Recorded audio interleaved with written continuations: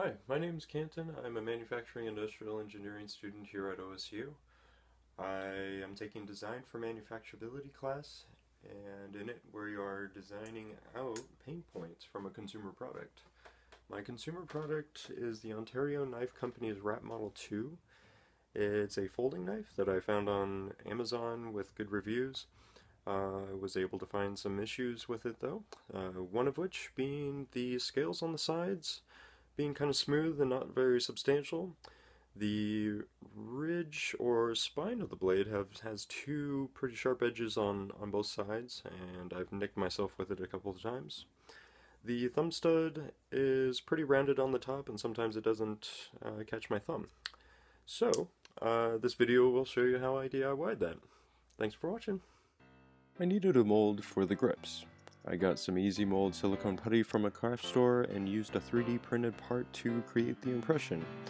The grip redesign process had three concepts, and I landed on a thicker depth and more aggressive texturing.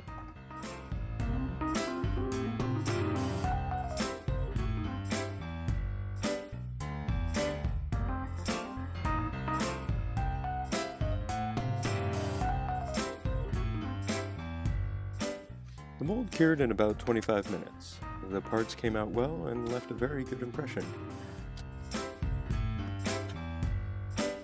The resin is the same Easy Mold brand and was self-degassing, even though more bubbles developed on the surface of the mold 10 hours in.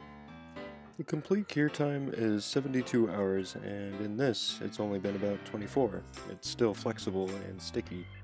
Trimming flash off was easy since it was still soft. Here I'm drilling and counterboring the scales so that we may mount it to the metal frame. In the future I would do this after the complete 72-hour cure time. Also, using a drill press would have been ideal. For that matter, if I had the resources, an injection molding machine would have been the most ideal, since cure times would have been shorter and many operations I'm doing right now would have been done already in the mold.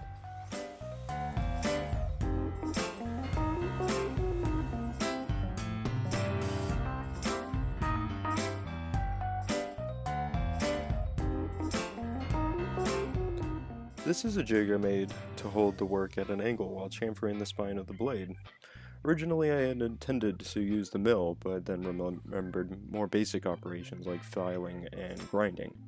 Here I'm filing with one hand and filling with the other. I ended up using the bench grinder and using the jig for the thumb stud.